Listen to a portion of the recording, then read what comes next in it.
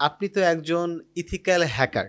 হুম, exactly. আচ্ছা, ethical hacker হিসেবে আপনি কাজ করছেন। আমরা হ্যাকারের কথা শুনছি বাট ইথিক্যাল হ্যাকারের কথা খুব বেশি শুনি নাই। সেটা আমরা জানবো আজকে। তার আগে আপনি আমাকে বলেন যে ইথিক্যাল হ্যাকার হিসেবে আপনি এখন কাজ করছেন। আপনি কেমন ইনকাম করছেন? ওয়েল, এখন আমি এটা কি মান্থলি বলবো নাকি টোটাল যেটা সেটা বলবো কোনটা? মান্থলি বলতে পারেন। আচ্ছা। টোটালও জানবো। মান্থলি আ আগে বলেন। আচ্ছা। মান্থলি এখন ২-২.৫ লাখ টাকার মতো রেভিনিউ আসে আরকি। আচ্ছা, মানে টাকাটা আসে কিভাবে? মূলত আমি এখন রিমোট জবে শিফট হয়ে গেছি। সো রিমোট জব থেকেই আসে। রিমোট জব করছেন। জি, জি। কোথায় রিমোট জব করছেন? মূলত আমি আমেরিকার একটা কোম্পানিতে আছি এবং জামাইকার একটা কোম্পানিতে আছি। ২ টা ২ টা কোম্পানিতে জব কোম্পানিতে আছি। করছেন। ওকে। আমরা জানবো, আরো বিস্তারিত জানবো। কিন্তু তার আগে আমাকে বলেন যে এই যে ইথিক্যাল হ্যাকিং অথবা হ্যাকিং রিলেটেড কাজ যে আপনি করছেন এবং রিমোট জব করছেন, আপনি কি কোনো মানে খুব ভালো প্রোগ্রামিং পারতেন? কাইন্ড অফ থাকে না যে আউটস্ট্যান্ডিং প্রোগ্রামার, খুব ভালো করতেছে সব ফিল্ডেই এবং এইজন্য আপনি হচ্ছে এই জবগুলো পাচ্ছেন। সো মানে আপনি কি হার্ডকোর প্রোগ্রামার কিনা? নো, নট নেসেসারি আমার খুব ভালো প্রোগ্রামিং জানতে হবে বা আমি জানি এমন না।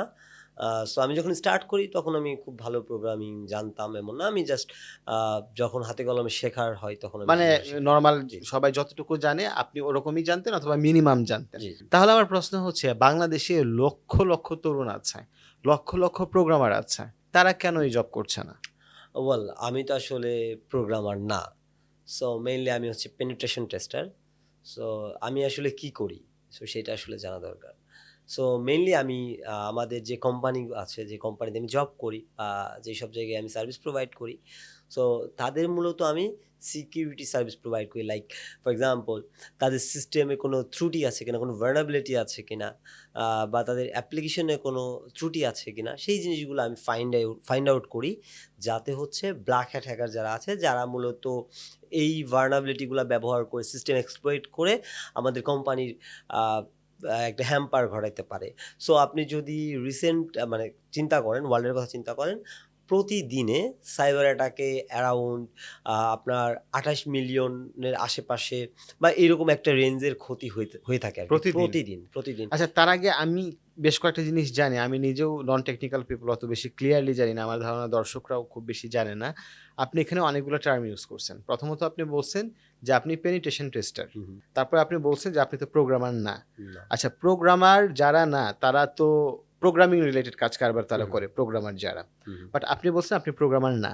হুম। বাট এই কাজটা করতে তো প্রোগ্রামিং লাগে। নট নেসেসারি আপনাকে হার্ড কোডের প্রোগ্রামার হইতে হার্ড হবে। করে প্রোগ্রাম হইতে সো হবে ফর না। এক্সাম্পল, আপনি একটা ওয়েব অ্যাপ্লিকেশন টেস্ট করবেন। সো একটা ওয়েব অ্যাপ্লিকেশন টেস্ট করতে হলে আপনাকে ওয়েব অ্যাপ্লিকেশন কিভাবে কাজ করে বা তাদের ব্যাকএন্ডে কি ধরনের প্রসেস চলে বা ব্যাকএন্ডটা কিভাবে তৈরি করে, এই জিনিসগুলাকে কনসেপ্টগুলা থাকা দরকার। যে লেটস সে আপনি ধরেন আপনি একটা কোড রিভিউ করতেছেন। সো যদি আপনি কোড রিভিউ করতে যান, তাহলে আপনাকে মোটামুটি একটা ভালো নলেজ থাকতে হবে প্রোগ্রামিং ল্যাঙ্গুয়েজে। বাট আপনি যখন টেস্টিং করতে চাইতেছেন, একটা ভালনারেবিলিটি অ্যাসেসমেন্ট করতে যাচ্ছেন, তখন আসলে আপনার হার্ড কোডের প্রোগ্রামিং জানার দরকার নাই। বাট আপনাকে অবশ্যই জানতে হবে যে ব্যাকগ্রাউন্ডে সাইটটা কিভাবে কাজ করছে, সার্ভারটা কিভাবে কাজ করছে, এই জিনিসপত্রগুলো জানা